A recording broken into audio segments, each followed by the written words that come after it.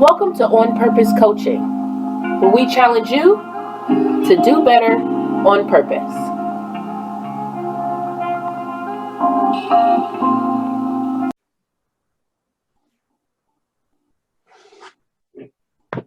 All right, so welcome, ladies, to On Purpose Planning and Consulting. I don't know what this is. These are going to be Enneagram panel interviews. Like I mentioned before, getting together with different people that I know, different backgrounds, and a chance for us to kind of spend some time together understanding how the different numbers look like, all these different types of shades, different families, different scenarios as far as careers and everything goes. So today I am talking with Joelle Flatt, Samantha Smith, and Trisha Flagg. And welcome, ladies. Welcome. Thank you. Welcome. Hello. So first things first, like I mentioned to you before, I just want to kind of give a short kind of overview of the seven: the enthusiastic entertainer, optimistic, charming, spontaneous, energizing, charismatic, the jack of all trades, so to speak, and even the distracted escape artist. So a couple of motivations that kind of drive a seven to not be tied down and keeping their options open. So a couple of things as far as fears goes, maybe being trapped. Again, this sometimes applies to some, doesn't. So it'll be great to hear from you ladies. Or being left to deal with their pain or anxiety. So they try to take themselves out of that element, take themselves out of that present moment. So first things first, before we hop into that, just kind of tell me about yourselves. I'll start with Joelle. Again, give me a short little background, who you are, what does your life look like? Sure. Well, as you know, I'm Joelle, and I am 37 years old. I have spent 10 years of my life in human resources, and now I am in full-time ministry, which I love. Ministry has always been my passion since I was a teenager, and to get to do it full-time now is just a dream. I love just being able to help and encourage people and help them discover and utilize their gifts. So it's a lot different than HR, which I'm really happy about. But I learned a lot in HR, just learned how to really manage people, learned how to deal with different personality types. So I think that's really helped where I'm at today. I'm a new mama, and I'm loving Congratulations. it. Thank you. Getting very little sleep, but loving all the snuggles, and just trying to enjoy my last few weeks with him before I go back to the church full time. Awesome. Thank you. How about you, Sam? Tell us a little bit about yourself. My name is Samantha. I'm a single mom of two. I have a 16-year-old son and a 9-year-old daughter. My career is a little more fluid at the moment. I hold down several jobs. I do court appointments for Butler County and do dependency hearings. I'm working full-time for a state representative in a district office. And I'm also doing some immigration law contract work as an attorney for doing immigration law and asylum. Yeah, so you're an attorney. Yeah, that's one of my, yeah. So I'm a fairly new attorney. So yes, I am an attorney. Okay. So yes, I drive DoorDash too. So I mean. Sweet, listen, we need you. These are trying times. Right. All right, and Trisha, let us know who you are. Okay. Well, I'm Trisha Flagg. I actually moved back here. I was raised in Pittsburgh. I left for several years. I moved back here. A few years later, I met my husband. So he owns a business, so we own it together now. And for 10 years, we'll be married 10 years on Thursday, and I can't believe it's gone by in like 2 seconds. But I got a husband and 2 kids on the same day, 10 years ago. Sweet. So I went from my little like urban-esque lifestyle, single, no family, to straight up suburbs, wife and mom. Stepper wife overnight, right? Yes. Yeah. All Yeah, I right. can't believe how my life has changed. Yeah, for sure. So that's awesome, ladies. Again, various backgrounds. I loved hearing that. Ministry leader in HR and career, attorneys. You're working in so many different facets, and then being small business owner. So, so many backgrounds. So based on kind of the short description, and like I said, I'll start deep diving a little bit more into it, just based off of this and kind of even your current knowledge of being a 7. How does it resonate with you? Like, does it make sense to you? Do you have any frustrations that comes along with it, or feelings that kind of arise in you when you tested as a 7? Let's hear from you, Sam. What did that feel like for you when you first heard that? When I first heard it, I was like, oh, that makes total sense. It just fits the not wanting to be tied down, not wanting to be trapped. However, I found out in a class around other people, and when we covered it, it was like, oh, 7's the fun one. And I'm like, wait. That really made me upset, because I feel like although it sounds positive, like it's great, there's so much deep hurt and other stuff beneath it that it's just, So I think we get the short end of the stick, and that it's like, oh, well, 7's the fun ones. They're great. Yeah. Like, no, we're deeper than that. So. What do you think, ladies? What do you think about that?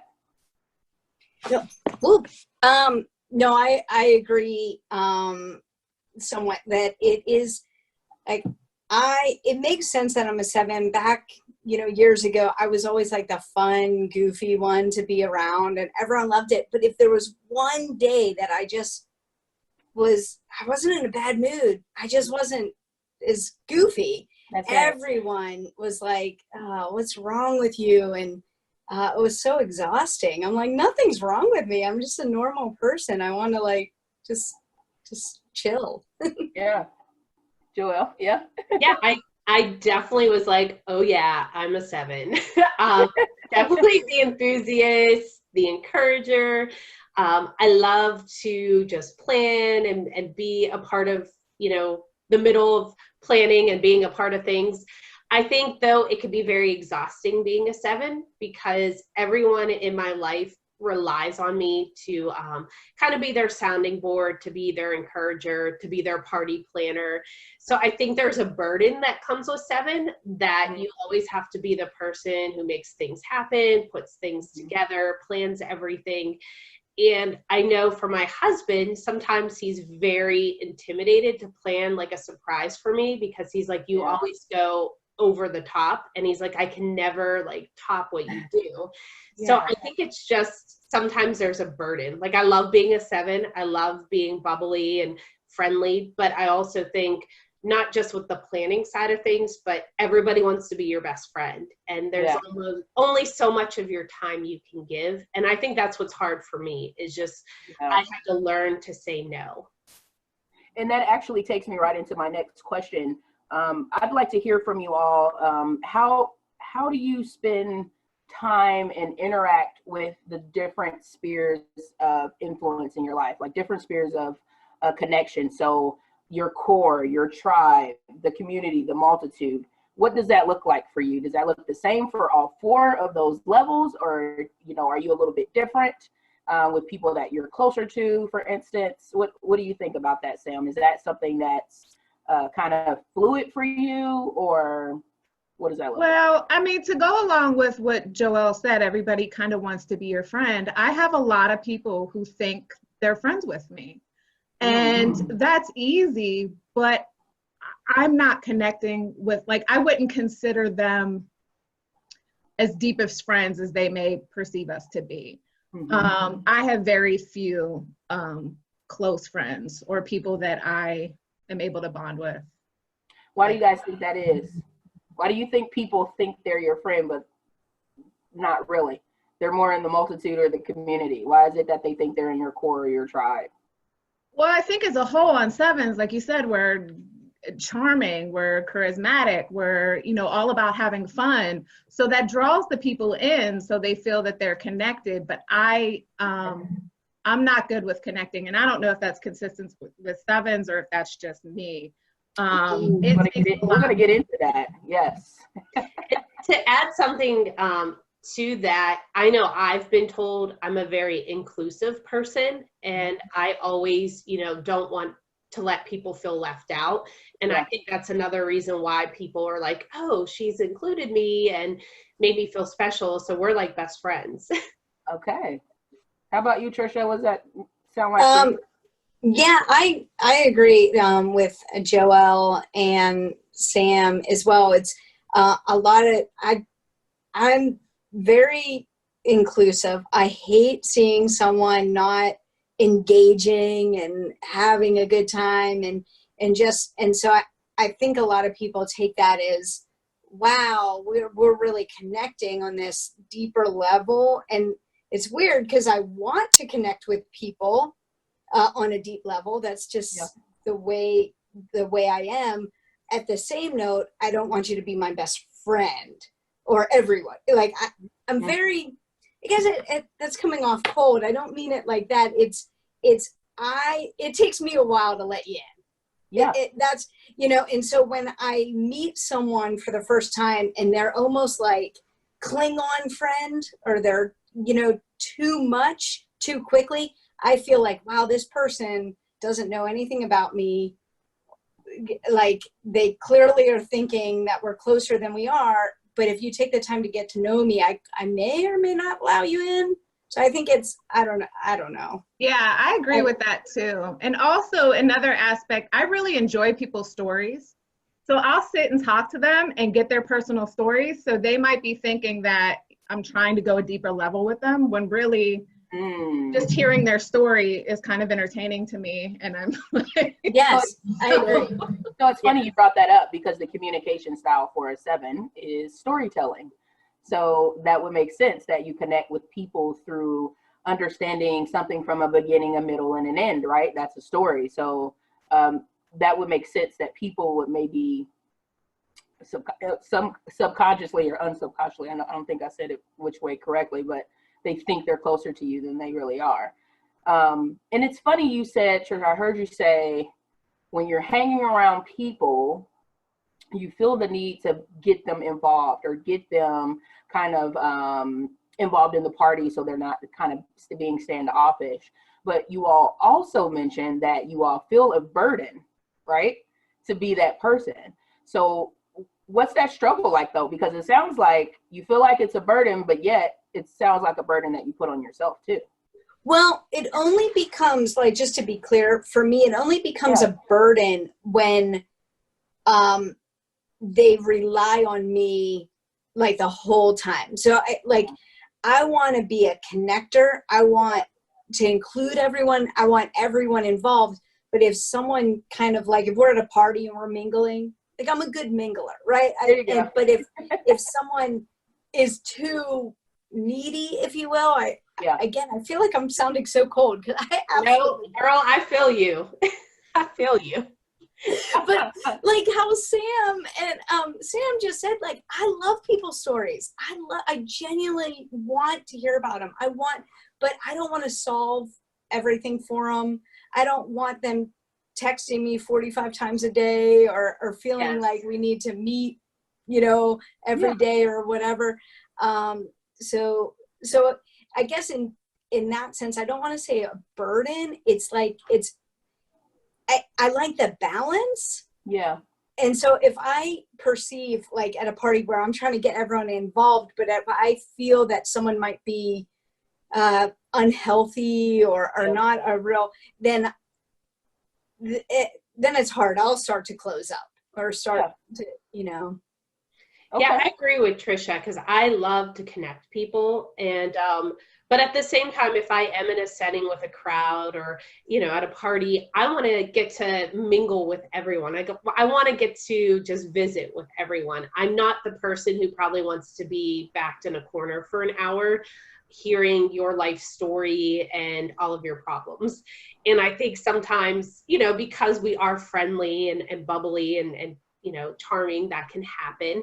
And that's a great time when I'm like, hey, have you met so-and-so? Let me connect you. So I, you feel cold sometimes and you feel like am I a terrible person? And I genuinely do want to hear your story, and I want to, sit and talk to you. But if you want to sit and talk to me all night, that's probably not going to be the best for me. Yeah. I agree with that too. Sorry to interrupt, but I think that's also another reason I've never had like a constant core group. If I'm in a big room, I want to meet people I don't know. So I'm not sitting with my same 4 or 5 friends. I'm intentionally leaving them and trying to seek out new people. So let's talk about that, Sam. So that's a good that was good, right? That you saw that insight. That's probably why you don't have a core group of people. But how does that look when the 7 wants to have a core group, right? When they long to have those people that they're close to, but yet they don't have them, and they're searching for those deeper connected relationships. Tell me about, like, then what's that struggle there? Like, what does that look like?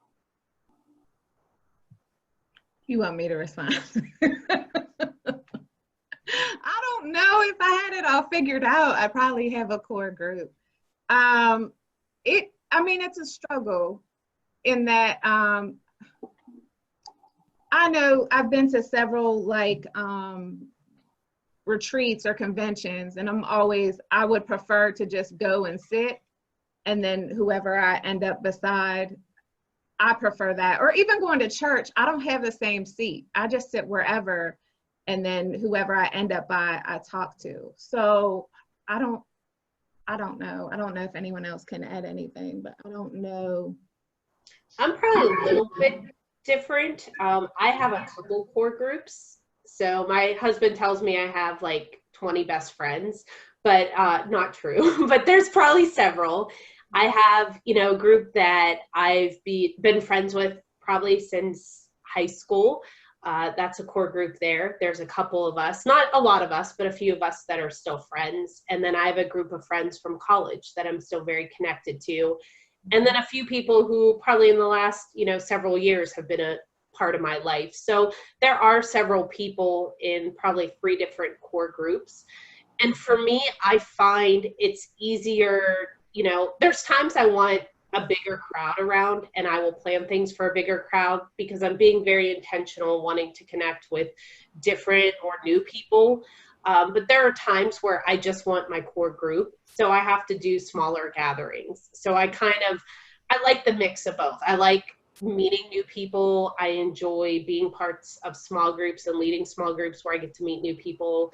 But there are times where I'm like, I just want my corner 4 couple, that the few people that I'm really close to around. So let me just plan something just with them, so I don't feel like my time gets divided. Trisha? Well, I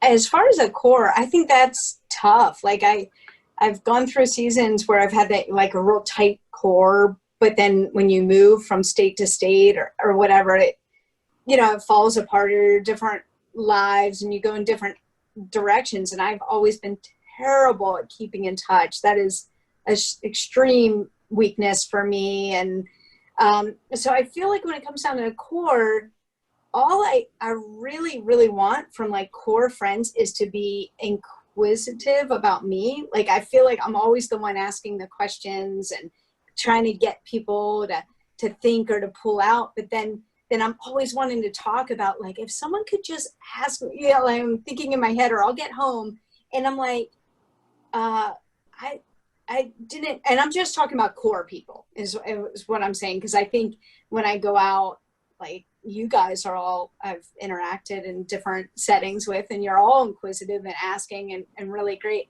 So I have people that ask me questions about my life, but when it comes to core, I feel like sometimes it's a one-way thing.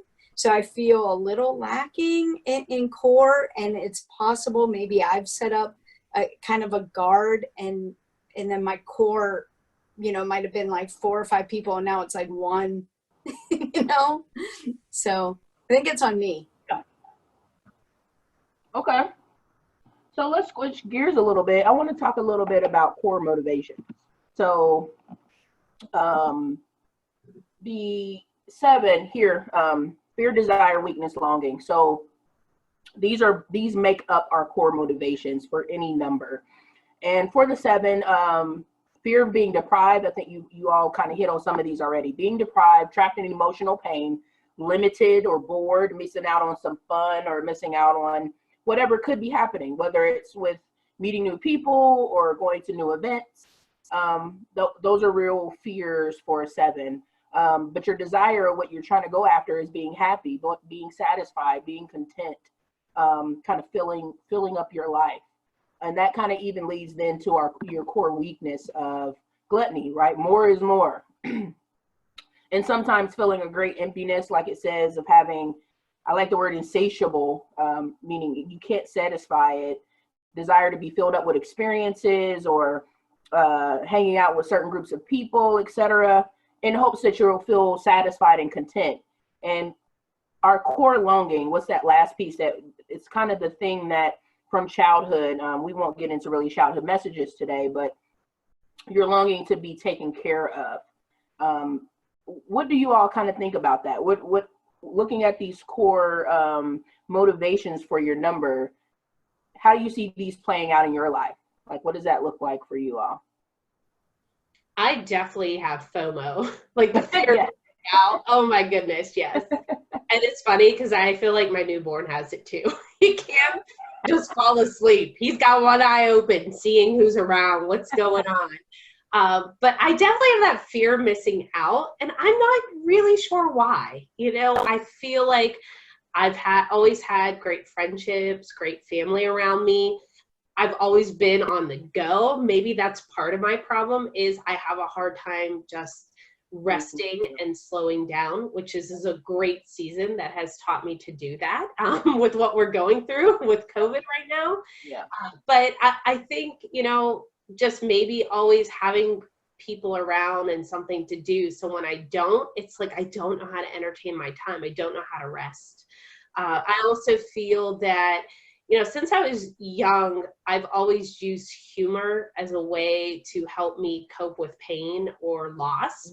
Mm-hmm. I'm always like just the one to crack a joke about something, even if it's not appropriate, if I'm going through something painful, you know, just to kind of humor myself, maybe to help myself heal. I also, you know, if I am going through a difficult time, I like to be busy. I like to be around people. I know some people retreat and want to be alone, where I feel comfort in being around people. But I also feel sometimes, you know, the gluttony side, I feel really crappy. I'm really struggling. I'm really hurting. I start to fill my schedule with things to do, or I'm trying to do something or learn something new just because I sometimes don't want to think about or deal with the pain. Yes. How about you, ladies? Yeah. Well, it's funny because sometimes I'm not as much as the fear of missing out, but I think I do have the fear of missing out. So it's kind of, I definitely am more of that type of 7 that has a tough time committing to anything because of the feeling of being trapped. Not trapped in emotional pain, just trapped in general. Yeah. So that's how I relate. And of course I want to be fully satisfied and content and happy. It is I do find that with this personality type, it really is hard. Sometimes just feeling satisfied or feeling, you know, you just want something to fill that gap, you know, and it has to be exciting and fun. Yeah. And that's what makes it tough. Yeah.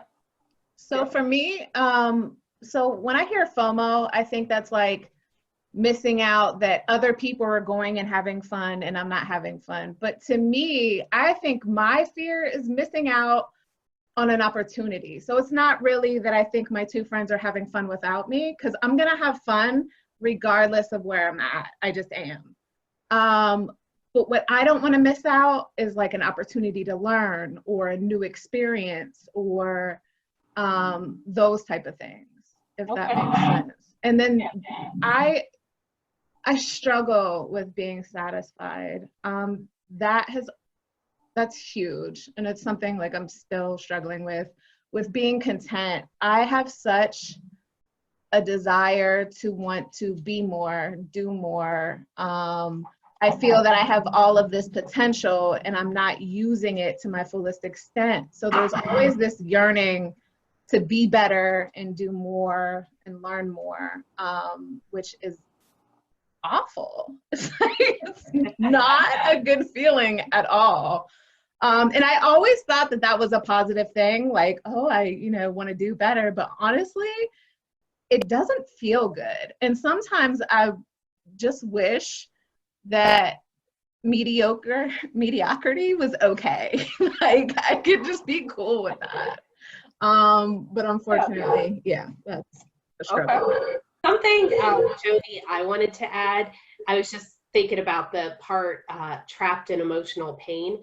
Yeah. I have a very hard time sometimes opening up because I'm always the person, whether it's a friend or family member or someone in ministry, but I'm always the person people come to for advice or people come to when they're hurting. So I find that I have a hard time opening up to others because I sometimes feel the burden of I have to be strong for everyone and I can't let them see that I'm having a weak moment. And that is something I've really had to work on. And there's probably only maybe a couple people I really let down my guard with. Even, my most closest intimate friends. And I think that's something, I'm not happy that I do that, but it's something I definitely have to grow in. But that's a definite big insight for you to even make that connection that the reason you don't do it is because you feel like you have to put, be that shield for others and be that person that they can come to. And the funny thing is, something they say about sevens, people in relationships with them, is that they're shallow, that they don't want to hear anything that I have to say, and they don't care about my feelings, and they don't care about, what's going on with me. But it's funny that you even said that you guys don't, from your perspective, not even taking that step forward because you feel like they're expecting you to be, opposite of that. So that's very good insight there. How about you ladies? Does that make sense with you? Does that resonate with you, in those closer relationships or even in relationships that you're not that close in?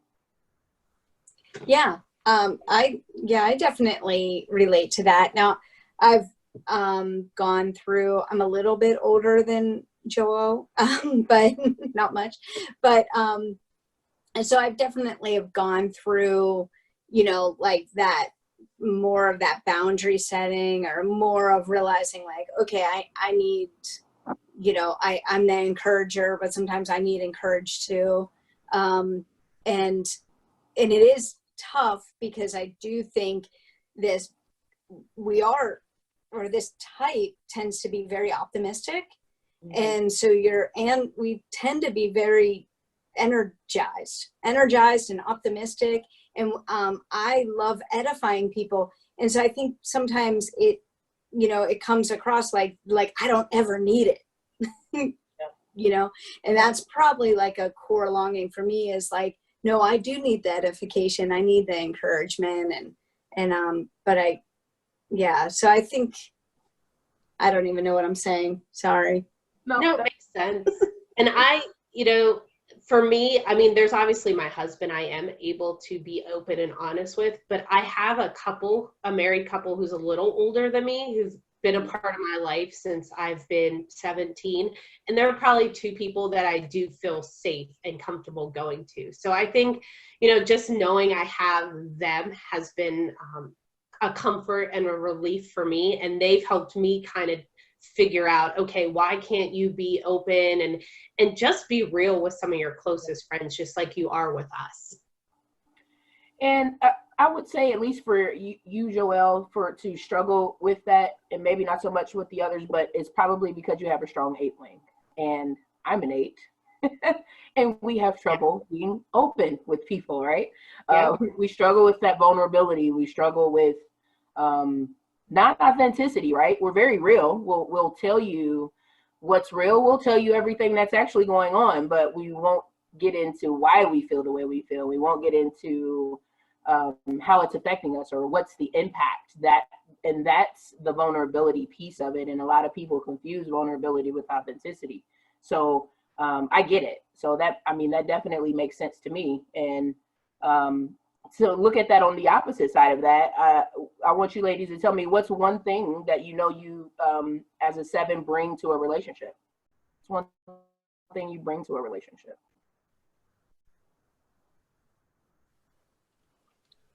I guess I'll go. I definitely bring the edification. I definitely bring the I'm going to find what's good about you, even if everything on the outside looks bad. Like I am going to talk to you long enough to see, like, okay, God's working in this area or whatever. And I think that's what I bring to a relationship. I just feel like I'm just insistent on seeing what is the good and what is the gifting, what, you know. I agree with that. I definitely am an encourager. I like to see the good in people, and I like to draw out the good in people. Yeah. And I always want to challenge people to want to be better. So that's definitely something, as well as the optimism. Not that I'm not a realist. I definitely feel I have a sense of realism, probably because I have that wing 8. There's a little bit of a realist in me, but I like to be optimistic and say, okay, this didn't work out the way you had hoped or expected, but we can't change that. So let's work on moving forward. Right. Yep. What about you, Sam? I agree with everything they said. I would probably also say probably adaptability. I feel like I'm flexible. So whatever type of situation I'm in, I feel like I'll make the best of it or try to. So I think adaptability and probably adventure, because I am always looking for something fun to do. Regardless of what the budget is, we will make something amazing happen. So throw the budget out the door. Budgets don't exist. I mean, even with one, I think I can even still find adventure on a budget. I mean, I've had to, so. Okay. So with that being said, and you guys are bringing adventure and adaptability and encouragement and edification to relationships, what's one thing that you feel like you need from a relationship? I need someone who could call me out on my crap and not be afraid to do it. Okay. And that's my husband. I mean, he does it in a very loving way, but I think being a woman and being a 7 has been, at least in my experience, there's been a lot of men who've been intimidated by it, especially with some of the leadership things I've done, where he was very attracted to those things about me. Okay. But he also knows how to push me and challenge me. It drives me nuts sometimes, but he does it in a very loving and calming way. But he knows how to do it in the way I need. Yeah, that's good. I think I need, repeat the question. What is one thing that you need from a relationship? Okay. So you bring edification, you bring encouragement, but what's something that you need from a relationship? I need from a relationship, I need people to genuinely, or people, or whoever I'm close to allow me to be me. Like, I am goofy. Like, I just am silly. And when I get that response, like, eye roll, or you're so dumb, or whatever, you're dorky, I just need that. I just need to know that person's going to allow me to be myself. If I'm a little silly or a little goofy, that it's okay. Like, I'm in like a safe environment to be that way. And I would say I don't know if this is as much to do with a 7 or just me, but I definitely need that affirmation. I definitely need that. So I agree with that too. I'm definitely a words of affirmation person. Yeah. Oh, I'm not. But I agree with everything else they said except for that part. I feel like I'm too much sometimes. So I do need that safe space to allow me to be me. I think there's not a lot of places where I am fully myself. Right. So I definitely need that. I need someone with patience. Patience and kind of maybe a more calming stability factor. So, because I can go off and out there, and I kind of need someone to bring it back in, calm me down, and like it's. Amen. I feel like sometimes I'm the road runner. Like I get excited about something and I'm like, "Doo!" And I take off. I need somebody to like reel it back in, reel it back. I can get passionate about everything. Yes. Which is great, but it's also terrible. So I kind of need someone to dull that out a little bit. So with that being said, that's so good. Tell me what's something that people say frustrate or confuse, or are they confused about you? How do people get frustrated and confused by you? Where do you see that people get a rub with you in your relationships? Where have you seen that? What frustrations do people say they have of you? I don't stay on point, like I'm just, I'm like a cat, like, yeah, like what was that? What was that? And so I'll try to tell someone a story, and then I'll tell them about 40 different stories in the midst of telling them one story, and I can see the glaze over in people's eyes, like, stop. Yeah.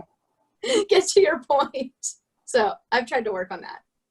What are some other things, Joelle or Sam, that others find frustrating or confusing about you? I think because I do have the wing 8, sometimes people can be very intimidated by me. I think, there are times where I am that life of the party, and other times where I'm like, okay, it's time to go to work. It's time to plan and get things done. Yeah. And when I'm in that zone, I'm like focused. So I just think sometimes people can just be a little intimidated or 7 times overwhelmed. I'm just a little too much. Okay. Yeah, I would say probably 2 things. So my level of passion, like, don't ask me for my advice and really not care about it, because whatever advice I give you, I am going all out. Like, and that's what asking me questions too is hard, because I'm going to answer you like your question was so extremely important. And it might just be, what's my favorite color? But I want to give you like an accurate answer. So I'm going to put everything into it. Yeah. So that's often misunderstood. And then also, I can be quick to cut people off, because I feel like I know where you're going. Also, your 8 wings. I just want to get there. So I have a tendency to do that. I don't really want to hear your whole entire story. If I know from the first few seconds where you're going, I kind of just want to help get there a whole lot quicker. And that's rude. So, yeah. I agree with you, Sam. I feel like I do that a lot. I think 2 reasons. One, I'm Lebanese. So in my family, you have to talk over everybody or you won't get anything out. But I think secondly, I feel like I have like 100 browsers open in my mind.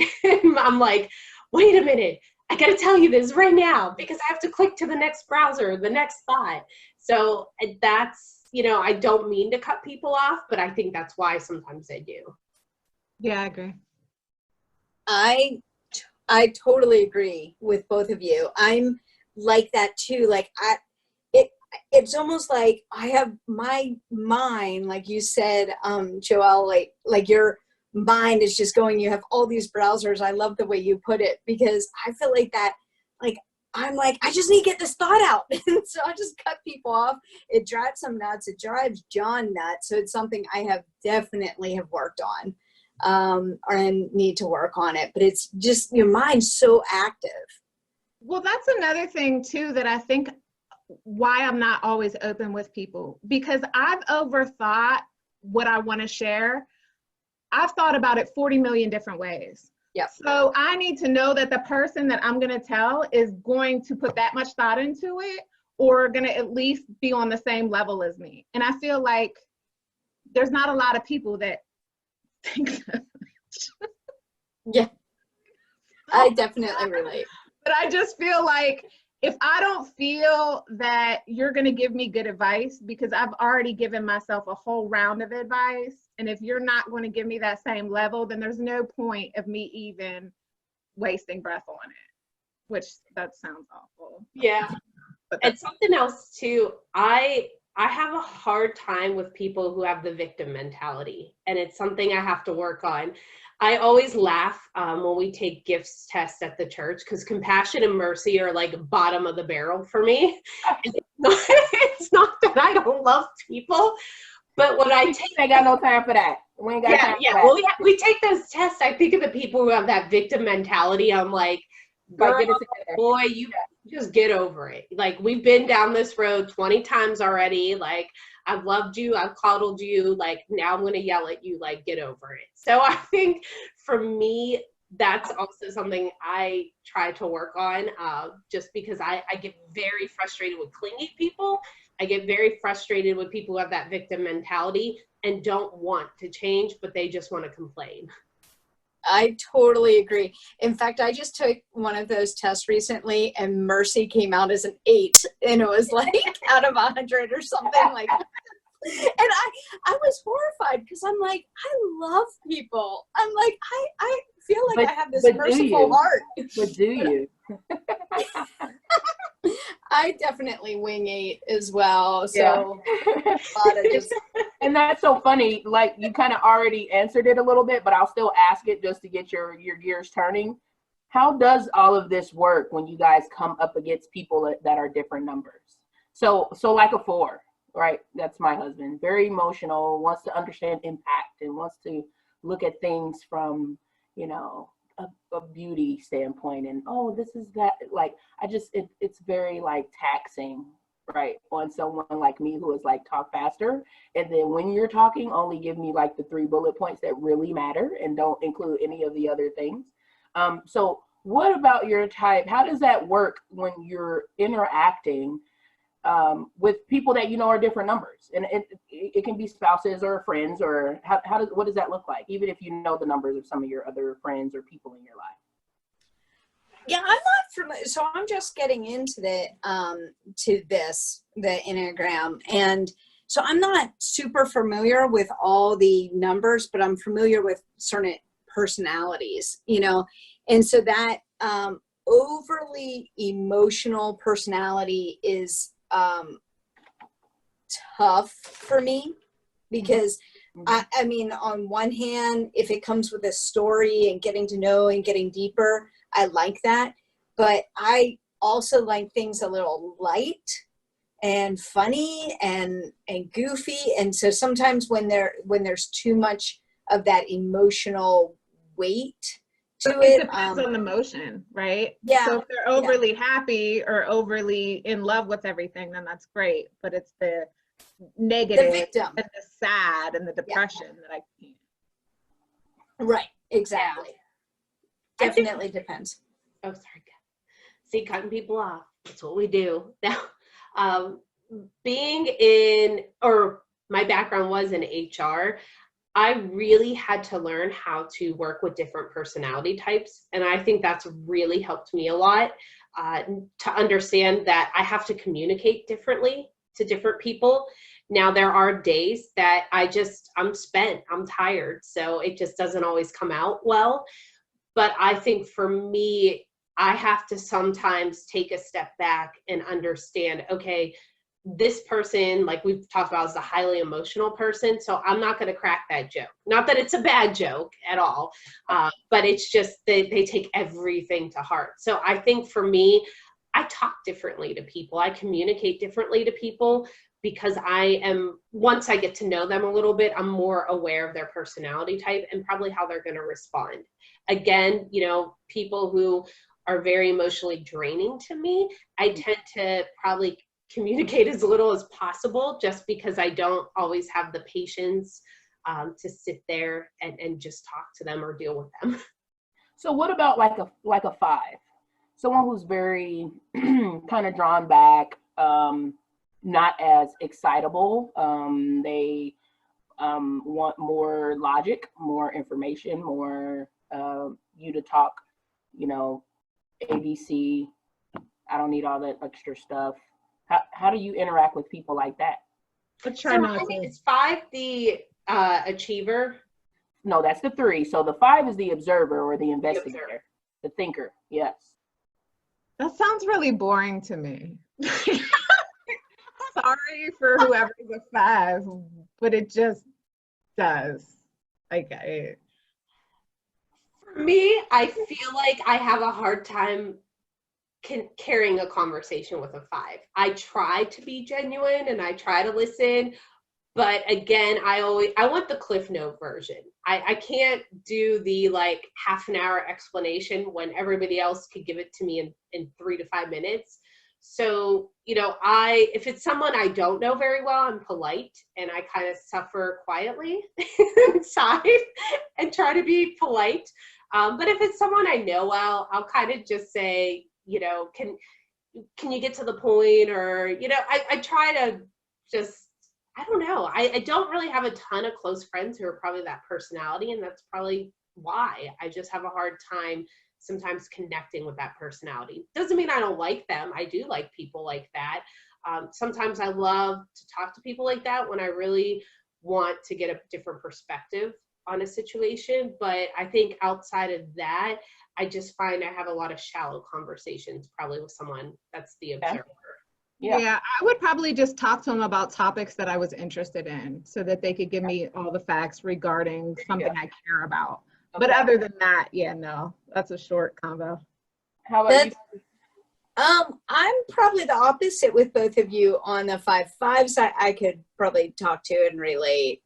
I'm assuming you're saying the 5 is more of like a philosophical type person. Could be.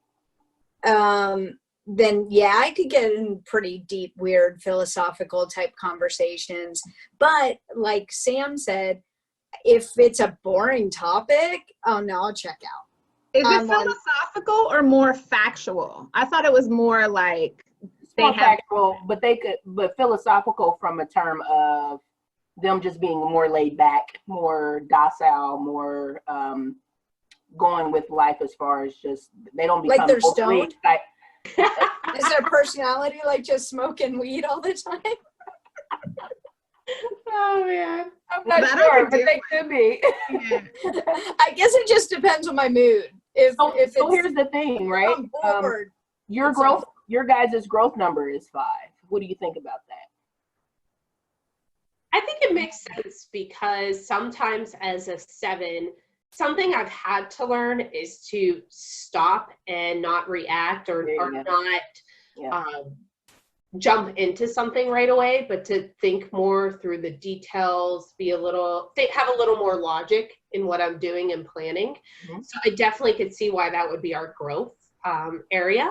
Just because for myself, something I've had to learn that wasn't natural is, you know, take a moment to really think through every angle before you respond or before you even start something or plan something. Yeah. So that makes sense. Growth is painful. Sounds like a painful conversation with a number 5. That makes sense. I think I just need a fun 5. Just kidding. I love 5s. Fun 5. See, yeah, I love everyone. I just don't want to talk to them all. Right. That's true. Yeah. Well, I love facts, you know, like facts and stuff. So I could probably see myself in a 5, but I'm definitely more 7, you know. So it comes down to boredom or not bored. Yeah. So your stress number is a 1, right? Oh yeah. Judgmental, perfectionist, procrastinator. Yes. Procrastinator but only because it can't be perfect, right? Not because you don't want to do it. It's because it can't be the way you want it to be. What does that look like for you? That I struggle with, that analysis by paralysis or paralysis by analysis or whatever. Yeah, I do struggle with that often. When I get stressed, I procrastinate. And it's like I want to get it done, but I just can't. I just can't start it. I can't get it out of my head into actually doing when the stress plays. I think what's most frustrating for me with that stress, that perfectionistic side, is I will get stressed and not start something like super simple and easy. I could just do it quickly but I still won't even do that because if I don't feel like I can do it right, I just won't even start it. And it gets me in a lot of trouble because when it's a project like a home, they're ongoing, but when it comes down to, I'll start to be perfectionistic about what we're going to eat for dinner that night or something. And then I just keep on putting it off because I feel like I can't do it right. I don't know. And then we go out to eat. Okay. Joelle. For me, if they're, whether it's in the workplace or in my personal life, if there's someone who is putting a lot of pressure on me, maybe someone who's super analytical, so the way they're communicating to me makes me feel like, okay, you're not going to do a good job. I think I can procrastinate because I want to prove to them that, hey, I can do this well and exceed your expectations. Whether or not they mean to communicate that way to me, if it comes across that way, I think that's when I start to get very stressed. Or when I get pressured to do something that maybe I'm just not super passionate about, but I know I have to do it. That is a lot of times when I find myself procrastinating as well. The perfectionist side, it's weird. Sometimes I feel like I can be like over the top, like I have to redo a project several times because I have to have it just right and perfect.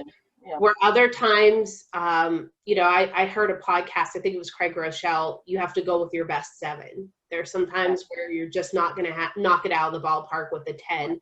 And I think I've learned to kind of be okay with this, going with my best 7. So it depends, I think, on the situation. And it depends on the people involved will determine whether or not I procrastinate and really stress. Yeah, for me, I don't need anybody else involved. I think I put the most stress on my own self. And again, I always want to hit it out the ballpark because I always think I can. So that's where I get caught up, is where, I know I can do this great. So I can't start because I can't take that first small step. Because I don't think it's going to be great. So yeah, that's awful. So do you? Oh, sorry. No, go ahead. I was just going to ask Sam and Joelle, like, do you guys ever feel? This is just kind of hitting me now. Darn it! Now I lost the thought. Come back. I know what it is. It's when you do something well. Like say it's a project, whatever you do well, whatever you like well. For me, it's like creating something or designing something or whatever. And I look at that and I did it well. There is this high, like from it, like this, like now it's just hitting me now. So I'm just kind of speaking weird, but it's kind of hitting me like I do get this like high, like this buzz off of it. And, I'll be so proud of it. I just put like stupid example, a girl across the street is graduating from high school.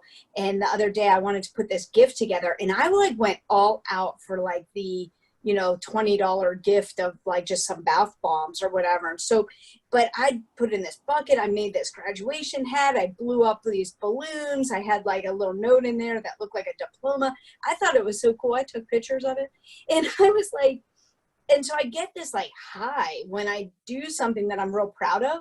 So if I feel like whatever activity I'm doing isn't going to give me that high at the end, then I don't even want to start the activity. So I think I'm just discovering that about myself and I need to work on that.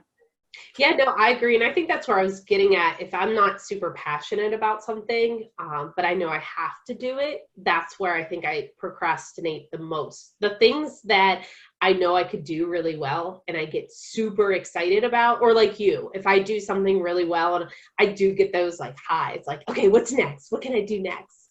I think that's when I work the best in those moments. So that's a problem for me because I think I'm such a hard 7 that there's rarely will I ever be satisfied, period, with even what I do. What I did might have been great, but it could have been better. So I do get the highs, but it's very few and far between. And maybe Trisha, we both have that winged 8. So there's a little bit of realism. Maybe that's where sometimes I'm like, okay, this was a 7. I'm not happy it was a 7, but I knew that's what I had to do and go with for the moment. Right.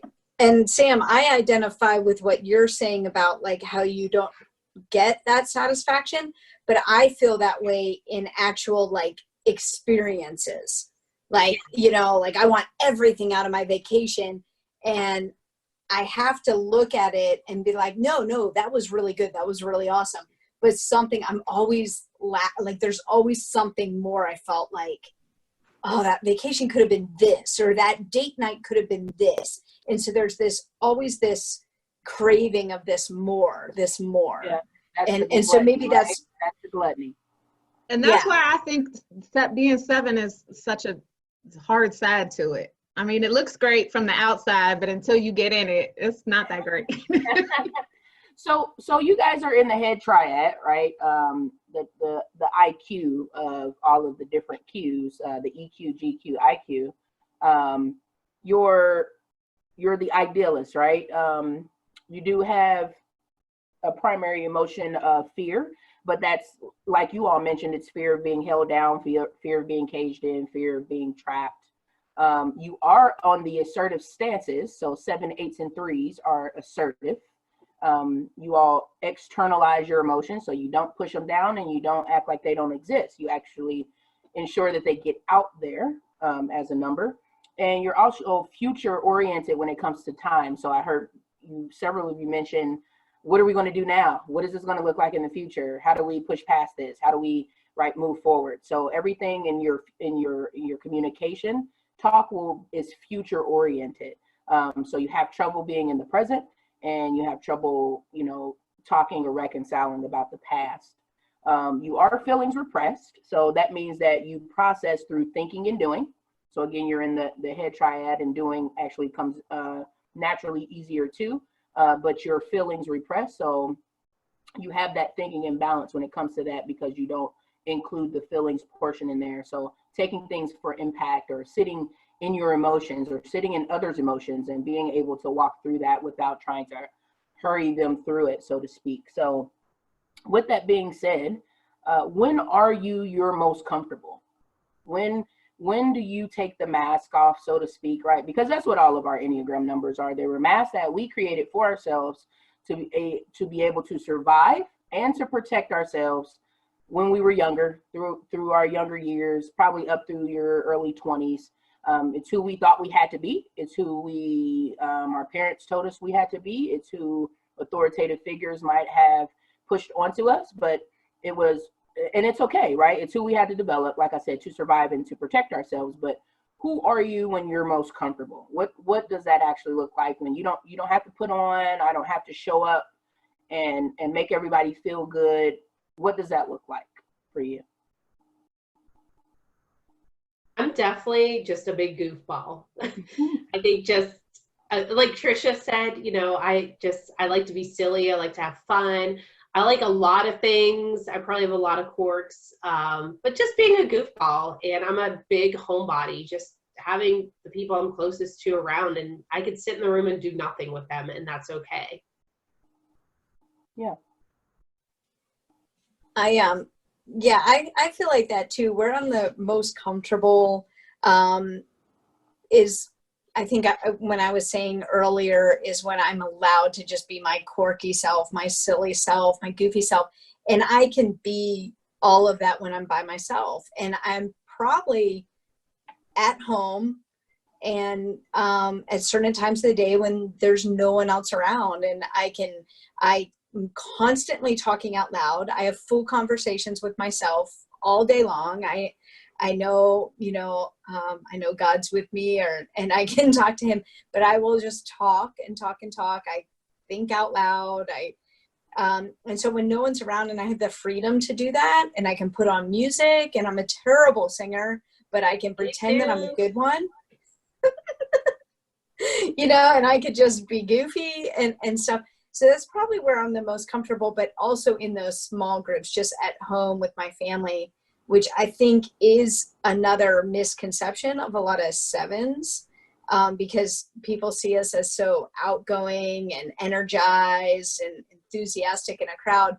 They just automatically think like, oh, they're extroverted and always want people around. And that, for me, that isn't true. Large part of me is introverted. How about you, Steph? That's hard for me to answer. So I don't think I'm introverted, but I do think that there's a comfortability in being home, because then I can fully be my true self, where in a lot of environments, I feel like I'm too much around other people. So while I'm comfortable at home, I'm probably more at peace when I'm exploring. Like if I go on an unknown trail in the woods, like that's my thing. Or traveling, being somewhere that I don't know where I'm at. That's where I feel most comfortable. Okay. Or learning something. And I'm probably a little bit different, where I would say with my family, and then there's that core group, there's several people in my life that I've been close to for a long time. That's my happy place, being, around people like that, where I can be silly and just really be myself and don't feel the pressure to have to be something else or be Joelle, the small group director, or, whoever it is, whatever hat I have to wear. Yeah. So some of those, and that even drives me into the next one. So some of the unhealthy traits, so to speak, for your number, avoiding things, running away, non-committal, being scattered, multitasking, overextending yourself, being impulsive, being distracted, sometimes being rebellious. They call out your defense mechanism as reframing or rationalizing. Do you feel like that's something that you do often, especially when you get in uncomfortable situations, or if you're feeling misunderstood? What is your first go-to? They say it's for you to rationalize or to reframe what was said to you. Do you find that to be accurate, or what do you do when you're feeling like misunderstood? What is that core kind of poor behavior that comes out with your number? I'll say rationalize. A lot of times when I'm overextended, there's different sides that can come out. But I think I like to let people know, hey, I'm not saying this. Sometimes it can be an excuse, but a lot of times it's not an excuse. I just want you to know that, hey, I didn't mean to make you feel this way or do this or come across this way, but this is what's going on right now with me. And I like people to know that, just so they can understand maybe why, I am the way I am in that moment. Okay. So I think it's funny. So reframing, is that like when someone asks you a question, you answer it with a question? Is that? Because I just got told that I do it, and I was like, no, I don't. But sure enough, yes, I do. That's one way, yes. Yeah. So I think the problem with me is that or it's avoiding, right? I'm avoiding what you're saying, or I'm trying to redirect. Yeah, that could be it too. And I think with me personally, I think I've spent, because I've always thought I was too much, I've spent so much time toning it down or being what that person, whoever I'm dealing with at that time, needs, that I'm not fully sure, like with this person asking me questions about what I like or whatever, I don't really know with 100% certainty what I fully like, because I feel like I've always played to whatever that other person has needed. So Okay. I'm just now at a point where I'm like, you know, I feel like I've always been at like a 7 or an 8, between a 1 and a 10, because I've had to tone it down. So now I'm getting to a point where I'm realizing that I'm constantly toning it down to, I don't want to tone it down anymore. I want to fully be me. And what does fully being me look like? I'm not even sure. Yeah. So. That's good. Trisha? Yeah, I can definitely relate with all those feelings. I definitely over analyze, like if, you know, I went to a party or we're, you know, at a small group or something, and sometimes I feel like, oh, I might have said something dumb or silly, or oh, that came across weird, or I mean, I will have that conversation running through my head, and it will keep me up. It will be hard to fall asleep because I'll just like it will just be like spinning, like how that could have been perceived, how it may have been perceived, how I came across, how that, you know, it's exhausting, you know. I do a lot of that too, Trisha. And I think I don't like confrontation, but I do want to confront someone if I feel like there's been a misunderstanding, because I just like to clear the air on things. I hate drama. I hate people making assumptions. So for me, like you, I overanalyze, or sometimes I'm like, we just got to clear the air because I don't want this to hinder anything between us. Yeah. And I don't know if that's a normal trait for a 7, but I constantly feel misunderstood. I just don't feel like that anybody understands me. That's a normal trait for a 7, is to feel misunderstood. And with that being said, is it hard for you all to tell people what you need? To tell people what's happening with you? I think if I know what's happening with me, then no, it's not hard for me to share at all. I like Joelle was saying, like if I know like this was my issue, I can go to that person depending on the relationship that I have with them and just be like, I am so sorry. I feel like you may have misunderstood me, or blah, blah, blah, blah, blah. I have no problem. I don't have a huge problem as far as confronting an error.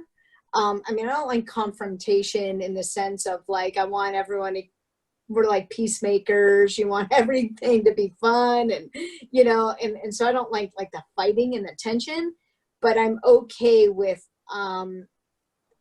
I want to be sincere and genuine. And if I feel that there was a misunderstanding, then I want to do whatever I can to rectify that. Yeah. So Sam, you said you feel like it's often a trait of that number, which it is, and of 5s and of 8s as well. Why do you even feel like you're misunderstood so often anyway? I don't know. Again, it's because I think I've thought through, like if I'm trying to communicate something with someone, more than likely I'm passionate about it. I've thought through it 90 different ways. So I want to make sure that they're clearly understanding me. And I don't know if it's an issue where I feel like maybe I'm not communicating it properly or what, but there's a lot of times where I don't feel fully understood. Do you feel like it's because of the way that you're explaining, like the approach? It could be. I don't know. So you say passion. So does that look like elevated voice? Does that? Yeah, I'm loud. My face probably gets red. I'm leaning in.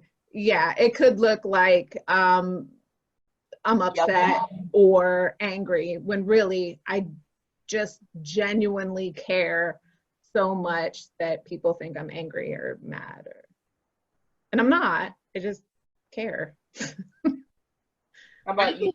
Yeah, I think too sometimes, you know, it's a way we communicate.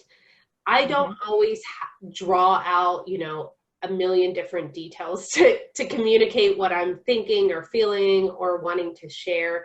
I don't always, maybe have everything as analytical as somebody would like it displayed. I don't know how to see right now how to communicate. No, but I think sometimes it's just communication, because there are personality types who are very detailed. They're the analyzers. They need numbers. They need process.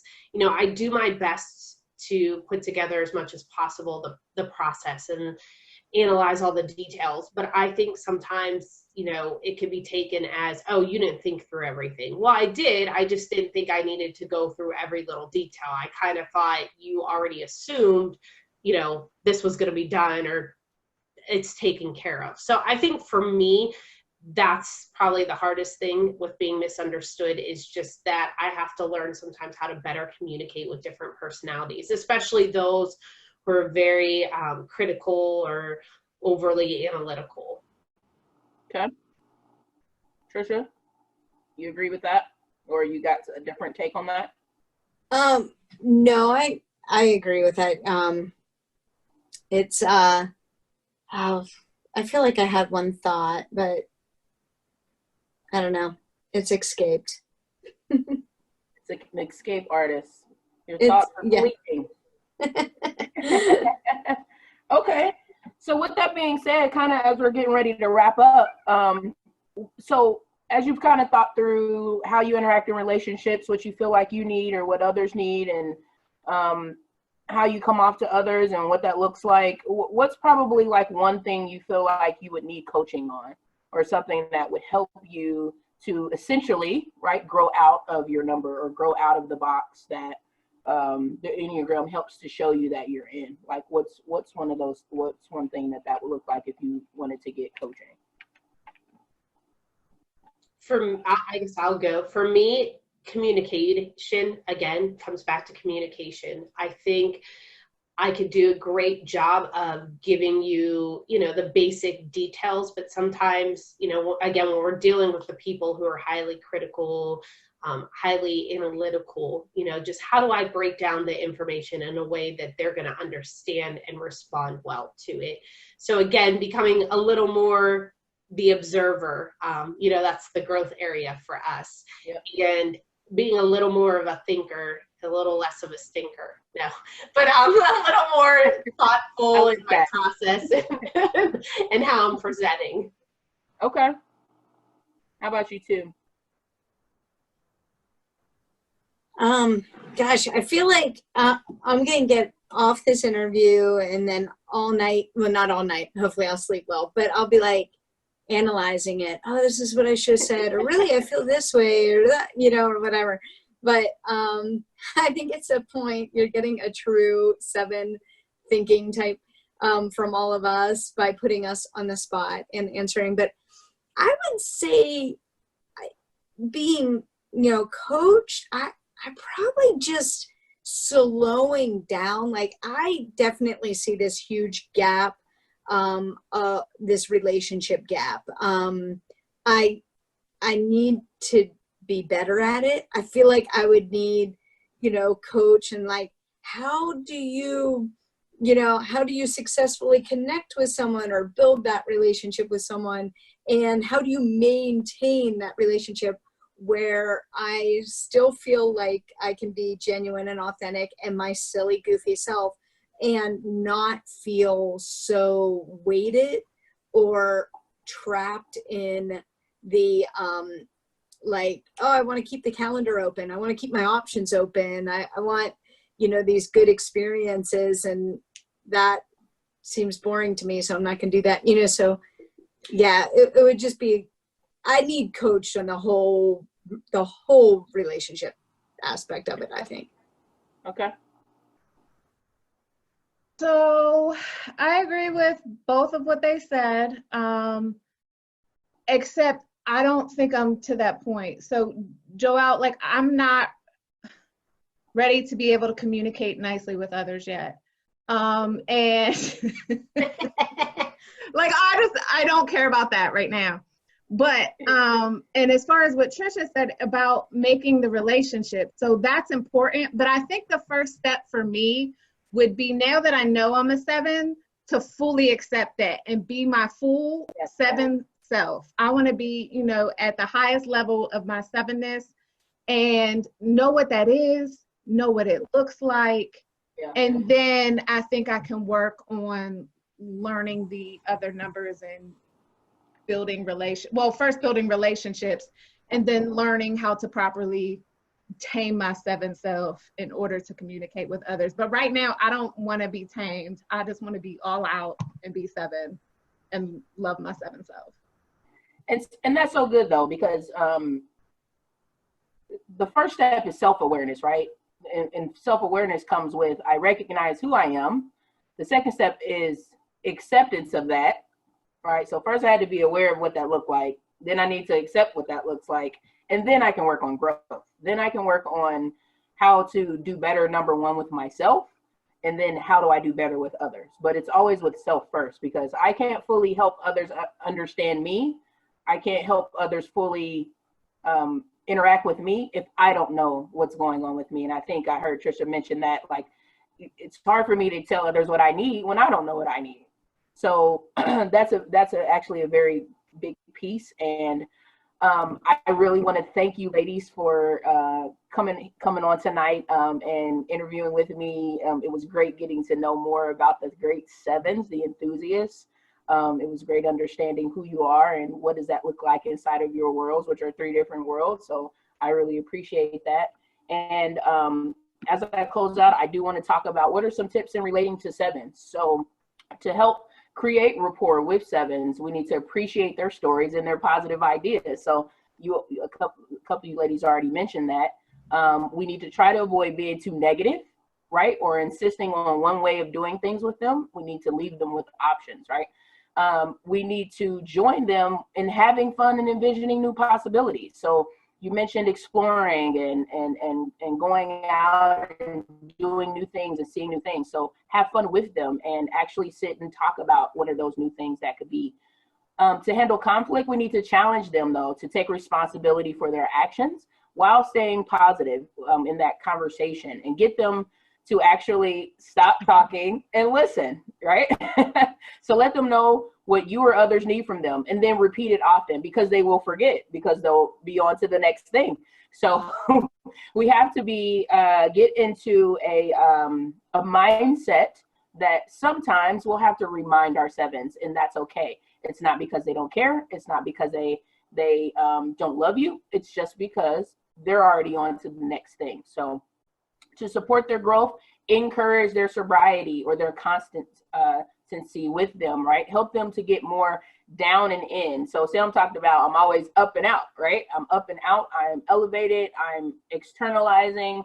But sometimes we just need to help them actually go deep inside, help them see how they're really feeling within themselves, and support them in staying grounded, right? Balancing their good ideas with common sense. So when you do come up with these new things you want to do, you should probably find someone in your life that helps challenge you and says, Joelle talked about her husband doing that. Do we really need that extra red dress when you already have 5 in the closet, honey? Right? We need someone. We need someone to kind of help rein us in, right? Stress the importance of feedback too. So feedback's very big with 7. So be there for them when they begin to feel their pain, because they already want to run from it, right? Escape from it. They need people in their life that will stay and sit with them and walk them through that. And here it is for the 7s. Here's your higher emotion, right? This is your growth transformation.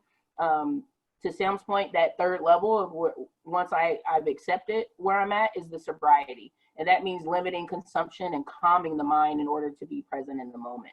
So that's kind of what you want to reach towards at the end of the day. So again, thank you so much for coming on with me tonight. I really appreciate it. And I believe that you all will offer so much insight to the 7s out there in the world. So thank you, ladies.